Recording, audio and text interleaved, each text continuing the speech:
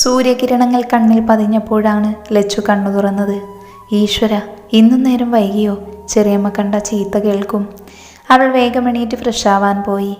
എടി ലക്ഷ്മി, എടി അസത്തെ, നിന്റെ ഉറക്കപ്പോഴും കഴിഞ്ഞില്ലേ? അത് കേട്ടുകൊണ്ടാണ് അവൾ റൂമിൽ നിന്നും ഇറങ്ങി വന്നത്. അതും പറഞ്ഞവർ തിരിഞ്ഞതും അവളെ കണ്ടു. ഓ, തമ്പുരാട്ടിയുടെ പള്ളിയുറക്കൊക്കെ കഴിഞ്ഞോ? നിന്നിവിടെ രാജകുമാരിയായി വാഴിക്കാനല്ല ഇവിടെ നിർത്തിയിരിക്കുന്നത്. എനിക്ക് ഓഫീസിൽ പോവാനുള്ളതാണ് എന്ന് നിനക്കറിയില്ലേ? പോയി രാവിലത്തേക്കുള്ളത് ഉണ്ടാക്ക് പെണ്ണേ, ഇവിടെ നോക്കി നിൽക്കാതെ. അതും പറഞ്ഞവർ അവളെ പിടിച്ചു തള്ളി. അവളുടെ നെറ്റി വാതിൽ തട്ടി മുറിഞ്ഞ് ചോര വരാൻ തുടങ്ങി. അവൾ വേഗം അവിടെ നിന്നും എണീറ്റ് അടുക്കളയിലേക്ക് പോയി. കണ്ണിൽ നിന്നും കണ്ണുനീർ വീഴുന്നുണ്ടായിരുന്നു. അവൾ അതൊക്കെ തുടച്ചുകൊണ്ട് അവളുടെ ജോലി തുടർന്നു. എടി, ഇപ്പോഴും കഴിഞ്ഞില്ലേ? അത് പറഞ്ഞവർ കോണിപ്പടി കയറി ഇറങ്ങി വന്നു. ഇതാ വരുന്നു ചെറിയമ്മേ. അവളെല്ലാം ഉണ്ടാക്കി ടേബിളിൽ കൊണ്ടുവച്ചു. അവളെല്ലാവർക്കും വിളമ്പിക്കൊടുത്തു. ഒന്നും മിണ്ടാതെ അവൾ അവിടെ തന്നെ നിന്നു. ഹോ നാശം, ഞങ്ങൾ കഴിക്കുന്നത് നോക്കി നിൽക്കാതെ ഒന്ന് പോയി തരുമോ? അവൾക്കത് കേട്ടതും സങ്കടം സഹിക്കാനായില്ല. അവൾ അവിടെ നിന്നും റൂമിലേക്ക് പോയി. അമ്മയുടെയും അച്ഛൻ്റെയും ഫോട്ടോയിൽ നോക്കി കരഞ്ഞു. ഇവൾ ശ്രീലക്ഷ്മി, ചന്ദ്രശേഖരൻ, രാധിക എന്നിവരുടെ ഏകപുത്രി. രാധിക അവളെ പ്രസവിച്ച അന്ന് കനത്ത ബ്ലീഡിംഗ് കാരണം മരിച്ചു. ചന്ദ്രശേഖരൻ എല്ലാവരുടെയും നിർബന്ധപ്രകാരം വേറെ വിവാഹം കഴിച്ചു. ആദ്യം അവർക്ക് അവളെ ഒരുപാട് ഇഷ്ടമായിരുന്നു. അവളുടെ അമ്മയുടെ കൂട്ടുകാരിയെ തന്നെയാണ് അച്ഛൻ വിവാഹം കഴിച്ചത്. അതിലൊരുപാട് സന്തോഷിച്ചിരുന്നു അവൾ. പിന്നെ അവർക്ക് കുഞ്ഞുങ്ങളായപ്പോൾ അവരുടെ സ്വഭാവത്തിന് മാറ്റം വരാൻ തുടങ്ങി. പിന്നെ അവളെ കാണുന്നത് തന്നെ വെറുപ്പായി. അവളുടെ അച്ഛനും മരിച്ചു. അച്ഛന് കുറേ സ്വത്തുക്കൾ ഉണ്ടായിരുന്നു. ആ സ്ത്രീക്ക് അയാളുടെ കണക്കില്ലാത്ത സ്വത്തുക്കളിലായിരുന്നു അവരുടെ കണ്ണ്. പക്ഷേ എല്ലാം തെറ്റിച്ചുകൊണ്ട് അവളുടെ അച്ഛൻ എല്ലാ സ്വത്തുക്കളുടെ അവകാശം അയാൾ ലക്ഷ്മിയുടെ പേരിലാക്കി. അവൾക്ക് 18 വയസ്സായാൽ മാത്രമേ അവൾക്കതിൽ പൂർണ്ണ അവകാശമുള്ളൂ. ഇതൊന്നും അറിയാതെ ഊർമിള അയാളുടെ സ്വത്തുക്കൾ ഇനി തനിക്ക് സ്വന്തമായതിനുള്ള സന്തോഷത്തിൽ. അവർ അറിഞ്ഞില്ല ഈ സന്തോഷം അധികം ആയുസ്സുണ്ടാവില്ലല്ലോ എന്ന്. ഹൃത്തിക ഇവരാണ് അവളുടെ അനിയനും അനിയത്തിയും. അനിയൻ 10ലും അനിയത്തി ഡിഗ്രിക്കും.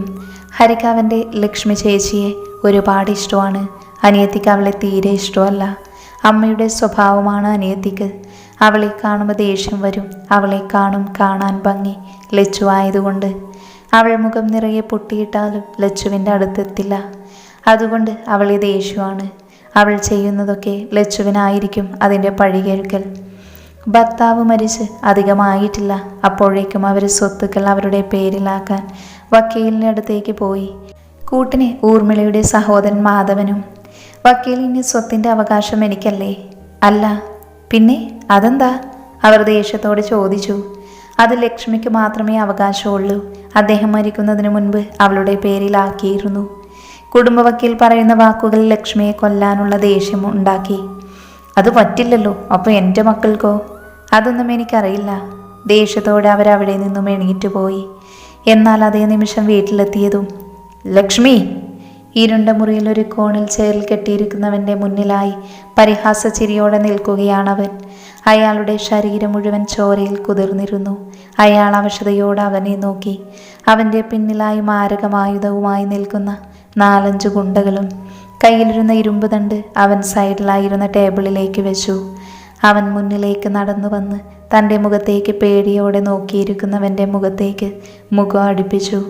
തന്നെ ദയനീയമായി നോക്കുന്നവനെ ഒരു പുച്ഛച്ചിരിയോടെ അവൻ നോക്കിക്കൊണ്ടിരുന്നു. എന്താ വിക്രം, പേടി തോന്നുന്നുണ്ടോ? ക്ഷമിക്കണം ഹരി സർ, അറിയാതെ ചെയ്തു പോയതാ, എന്നെ ഒന്നും ചെയ്യരുത്.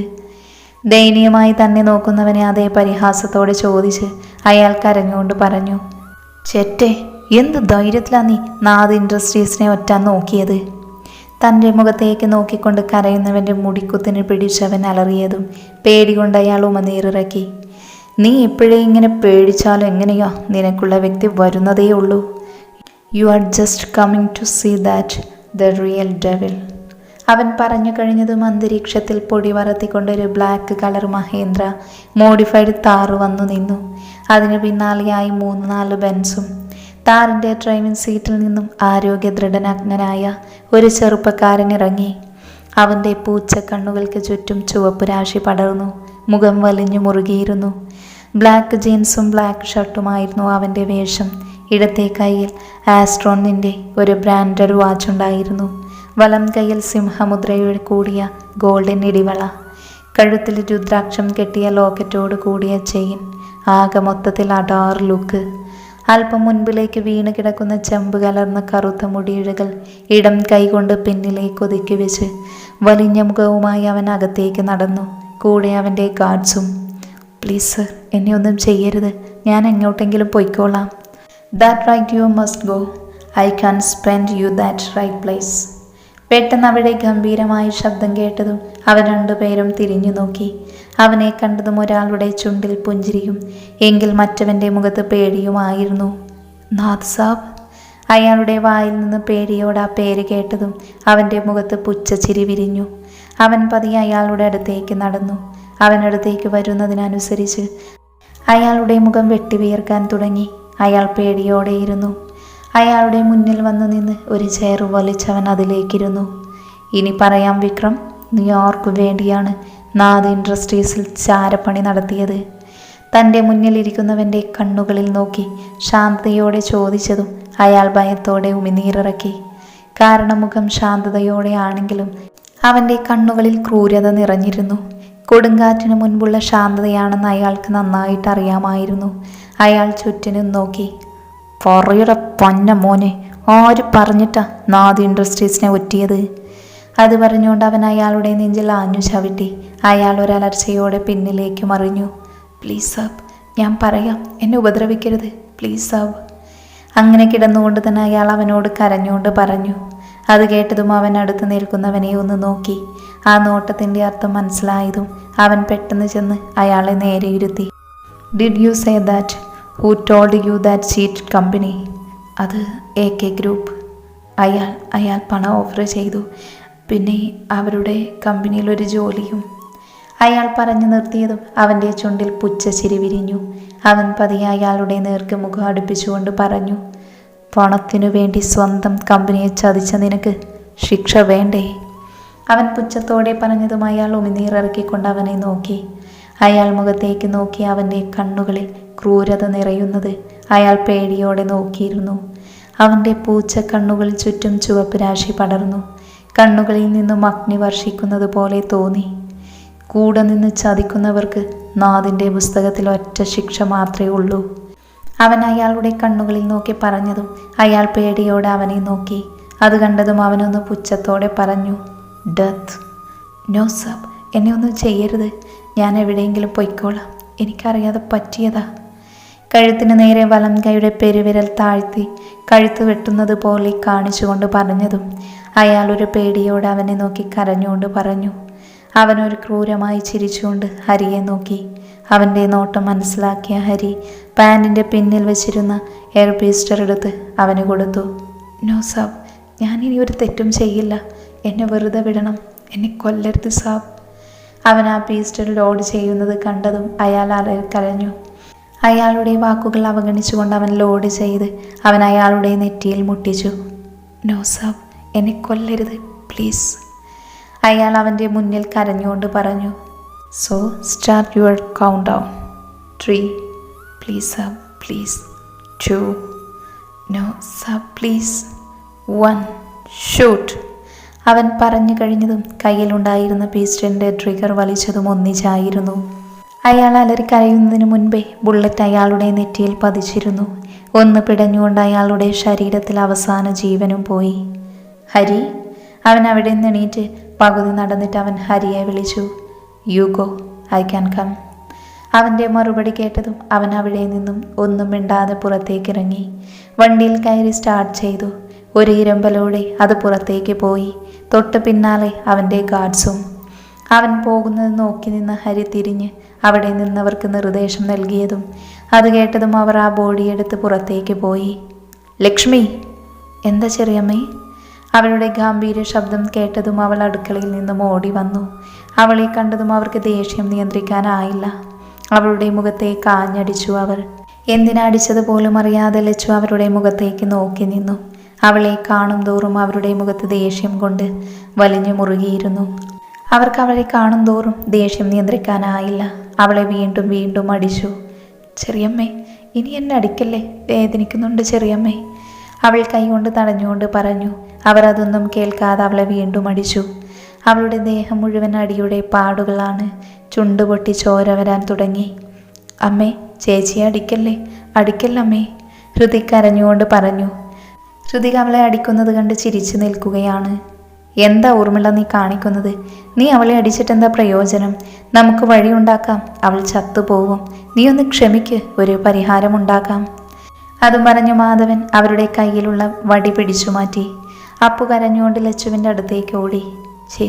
ചേച്ചിക്ക് വേദനിച്ചോ? ഒരു ചേച്ചി? അതും പറഞ്ഞ് ഊർമിള അവനെ അവളുടെ അടുത്ത് നിന്നും വലിച്ചു. ഇവൾക്ക് ഇന്നൊരു തുള്ളി വെള്ളം പോലും കൊടുക്കരുത്. അതും പറഞ്ഞ് അവൾ വലിച്ച് അവളുടെ മുറിയിലേക്ക് തള്ളിയിട്ടു. ആ വീട്ടിലെ ഇടുങ്ങിയ മുറിയാണ് അവളുടേത്. ആ മുറിയുടെ വാതിൽ പുറത്തേക്ക് പൂട്ടി താക്കോൽ അവർ കൊണ്ടുപോയി. ഇനി ഞാൻ വിചാരിക്കാതെ ഈ വാതിൽ തുറക്കാൻ ശ്രമിച്ച, പ്രത്യേകിച്ച് അപ്പു നിന്നോടാ പറയുന്നത്. അവൻ ആ വാതിലിൻ്റെ അടുത്ത് കുറേ നേരം നിന്നു. നിനക്ക് എന്താ അപ്പു അവിടെ കാര്യം? അവൻ്റെ ചേച്ചി അവനോട് ചോദിച്ചു. അവൻ അവളെ ദേഷ്യത്തോടെ നോക്കി അവിടെ നിന്നും പോയി.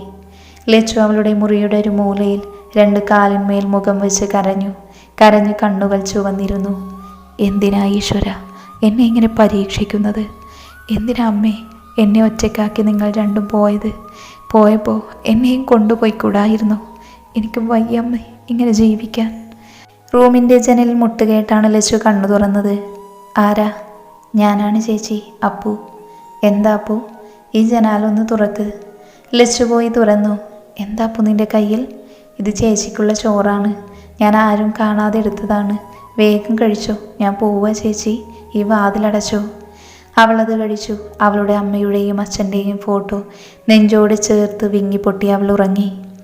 മുന്നിൽ കാണുന്ന ആ വലിയ ഗേറ്റ് കടന്ന് അവൻ്റെ താറ് ഒരു ഇരുമ്പലോട് ആ കെട്ടിടത്തിൻ്റെ അടുത്ത് വന്നു നിന്നു. അവൻ ഡ്രൈവിംഗ് സീറ്റിൽ നിന്നും ഇറങ്ങി ചാവി സെക്യൂരിറ്റിക്ക് എറിഞ്ഞു കൊടുത്തു. അവൻ കൊട്ടാരം പോലെ തോന്നിക്കുന്ന ആ വീട്ടിലേക്ക് കയറി. അവൻ്റെ സെർവൻസ് അവനെ ബഹുമാനത്തോടെ നോക്കി നിന്നു. എനിക്കൊരു സൂപ്പ് വേണം. ഓക്കെ സാബ്. അതും പറഞ്ഞവൻ സ്റ്റെപ്പ് ഓടിക്കയറി റൂമിലേക്ക് പോയി. അവനെ മനസ്സിൽ വല്ലാത്തൊരു അസ്വസ്ഥത വന്നു നിറഞ്ഞു. എന്താ ഇന്നെനിക്ക്? മനസ്സിനിന്ന് വല്ലാത്തൊരു ഭാരമുള്ളതുപോലെ, ആർക്കോ എന്തോ സംഭവിക്കുന്നത് പോലെ. അവൻ്റെ ഹൃദയമിടിപ്പ് കൂടുന്നത് അവൻ അറിയുന്നുണ്ടായിരുന്നു. അവൻ വേഗം ഫ്രഷാവാൻ ടർക്കിയെടുത്ത് ബാത്റൂമിലേക്ക് പോയി. ഫ്രഷായി ഇറങ്ങിയതും സെർവൻ്റ് സൂപ്പുമായി വന്നു. സാബ്, സൂപ്പ് കൊണ്ടുവന്നിട്ടുണ്ട്. ഓക്കെ, അവിടെ വെച്ചേക്ക്. സെർവൻ്റ് സൂപ്പ് അവിടെ വെച്ച് പോയി. ട്രാക്ക് പാൻറ്റും ബനിയനും ഇട്ടു. മിററിൻ്റെ മുന്നിൽ നിന്ന് മുടി പെന്നിലേക്കാക്കി. ഫോണും എടുത്ത് ബാൽക്കണിയിലേക്ക് ഇറങ്ങി. അവൻ ആർക്കോ വിളിച്ചതും അവൻ പറയുന്നതിന് മുൻപേ തന്നെ എവറിത്തിങ്സ് ഈസ് ഓക്കെ. അത് കേട്ടതും അവൻ്റെ ചുണ്ടിലൊരു പുച്ഛച്ചിരി വിരിഞ്ഞു. ബാൽക്കണിയിലെ ബീൻ ബാഗിലേക്ക് ഇരുന്നു. അടുത്തുണ്ടായിരുന്ന ടേബിളിൽ നിന്നും സിഗരറ്റ് പാക്കിൽ നിന്ന് ഒന്നെടുത്ത് ചുണ്ടിൽ വെച്ച് കത്തിച്ചു. സിഗരറ്റിൻ്റെ പുക ഊതിവിട്ടവൻ പിന്നിലേക്ക് ചാഞ്ഞിരുന്നു. AK group. അവൻ്റെ ചുണ്ട് മന്ത്രിച്ചു. ശ്രീകോവിലത്തെ ഈശ്വരനാഥ് വർമ്മ, ഭാര്യ ജാനകി അമ്മ. ഈശ്വരനാഥ് വർമ്മയ്ക്ക് 3 ആൺമക്കളും ഒരു പെണ്ണുമാണ്. അവരുടെ മൂത്ത പുത്രനാണ് ദേവനാഥ് വർമ്മ, ഭാര്യ അരുന്ധതി. അവരുടെ മകനാണ് ഭൈരവനാഥ് വർമ്മ. രണ്ടാമത്തെ മകൻ ശ്രീനാഥ് വർമ്മ, ഭാര്യ സുലേഖനാഥ് വർമ്മ, മകൾ സൂര്യനാഥ് വർമ്മ. അവരുടെ കൺസ്ട്രക്ഷൻ കമ്പനിയിൽ വർക്ക് ചെയ്യുന്നത് അതിനിനാഥ് വർമ്മ അവരുടെ ഹോസ്പിറ്റൽ തന്നെ ഹൗസ് സർജൻസി ചെയ്യുന്നു. മൂന്നാമത്തെ മകൻ ഇന്ദ്രനാഥ് വർമ്മ, ഭാര്യ ഇന്ദുലേഖനാഥ് വർമ്മ, മകൾ മാനവനാഥ് വർമ്മ അവരുടെ ശ്രീവർമ്മ, എഞ്ചിനീയർ കോളേജ് ചെയർമാൻ. പിന്നെ അവരുടെ പെങ്ങൾ രാധികനാഥ് വർമ്മ അവരുടെ രാധു. ഇപ്പോൾ ഇവിടെയില്ല, വീട്ടിൽ നിന്നും പുറത്താക്കി. പ്രണയിച്ച് വിവാഹം കഴിച്ചതുകൊണ്ട് ഈശ്വരനാഥ് അവളെ ആ വീട്ടിൽ നിന്നും പുറത്താക്കി. അവരുടെ ശത്രുവിൻ്റെ മകനെ തന്നെയാണ് വിവാഹം കഴിച്ചത്. അതുകൊണ്ട് 2 വീട്ടുകാരും ശത്രുക്കളാണ്. നാദ ഇൻഡസ്ട്രീസ് എന്ന ബിസിനസ് സാമ്രാജ്യം ലോകമൊത്തം പരന്നു കിടക്കുന്നതാണ്. നാദ ഇൻഡസ്ട്രീസിൻ്റെ കീഴിൽ നിരവധി സ്ഥാപനങ്ങളുണ്ട്. ഹോസ്പിറ്റൽ, കോളേജ്, കൺസ്ട്രക്ഷൻ, അങ്ങനെ നിരവധി സ്ഥാപനങ്ങളുണ്ട്. അതിൻ്റെയൊക്കെ മേൽനോട്ടം ഈശ്വരനാഥ് വർമ്മയായിരുന്നു. പ്രായമായപ്പോൾ അദ്ദേഹം എല്ലാവർക്കും വീതിച്ചു കൊടുത്തു. എന്നാലും അദ്ദേഹത്തിൻ്റെ തീരുമാനം മാത്രമേ അവിടെ അവസാന വാക്ക്. ഈശ്വരനാഥ വർമ്മയ്ക്ക് ഒരാഗ്രഹം മാത്രമേ ഉള്ളൂ, തൻ്റെ മകളും കൊച്ചുമകളും മരണം വരെ ആ തറവാട്ടിൽ വേണമെന്നത്. അദ്ദേഹത്തിൻ്റെ തീരാവേദനയാണ് തൻ്റെ മകൾ രാധിക. അവളെപ്പറ്റി ആരെങ്കിലും പറഞ്ഞ ദേഷ്യം തോന്നിയാലും ഉള്ളിൽ ആരും കാണാതെ അദ്ദേഹം കരയുകയാണ്. അവളെ അവസാനമായി ഒന്ന് കാണുവാൻ ആഗ്രഹമുണ്ടായിരുന്നു. കേരളത്തിൽ അകത്തുള്ളത് അച്ഛന്മാർക്കും പുറത്തുള്ളത് ചെറുമക്കൾക്കും കൊടുത്തു. ശ്രീവർമ്മ ഹോസ്പിറ്റൽ MD ആണ് ശ്രീനാഥ് വർമ്മ. ഓർത്തോ ഡിപ്പാർട്ട്മെൻറ്റിൽ വർക്ക് ചെയ്യുന്നു. അതിഥി അവിടെയാണ് ഹൗസ് സർജൻസി ചെയ്യുന്നത്. സൂര്യനാഥ് വർമ്മ അവരുടെ കൺസ്ട്രക്ഷൻ കമ്പനി നോക്കി നടത്തുന്നു. മാനവനാഥ് വർമ്മ ശ്രീവർമ്മ എഞ്ചിനീയർ കോളേജിലെ ചെയർമാൻ. നാഥ് ഇൻഡസ്ട്രീസിൻ്റെ മുംബൈ ബ്രാഞ്ചിൻ്റെ MD ഭൈരവ് നാഥ് വർമ്മയാണ്. MBA കഴിഞ്ഞ് നേരെ ബിസിനസ്സിലേക്ക് വന്നു. നാഥിനെ കുറിച്ച് പറയുകയാണെങ്കിൽ ദേഷ്യത്തിൻ്റെ മൂർത്തിഭാവം, സദാസമയം ഗൗരവത്തോടെയുള്ള മുഖം, അവൻ്റെ ദേഷ്യത്തോടെയുള്ള നോട്ടത്തിൽ ശത്രുക്കൾ ഇല്ലാതെയാകും. സംഹാരമൂർത്തിയുടെ എല്ലാ ഭാവങ്ങളും ഉള്ളവൻ. ബിസിനസ്സിൽ എതിരാളികളുടെ കഴുത്തറക്കുന്ന ചെകുത്താൻ. വിജയത്തിനു വേണ്ടി എതിരാളിയുടെ അടിവേര് പിഴുതെടുക്കും. കൂടെ നിന്ന് ചതിക്കുന്നവരെ ഒരു ദയയും കൂടാതെ കൊന്നു കളയുന്ന ദിഡവിൾ. ചെകുത്താൻ്റെ കോപത്തെ ഇല്ലാതാക്കാൻ അവൾ വരും.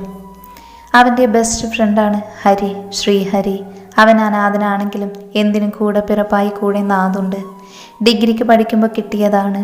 ഇന്നും ആ സൗഹൃദം അവരുടെ മനസ്സിലുണ്ട്. എന്തിനും നാഥിന് ഹരി വേണം. ഒരേ മനസ്സോടെ കൂടെയുണ്ട്. നാഥിൻ്റെ മനസ്സാക്ഷി സൂക്ഷിപ്പുകാരൻ. എന്തിനും ഏതിനും നാഥിൻ്റെ കൂടെ നിൽക്കുന്ന ചങ്ക് ഫ്രണ്ട്.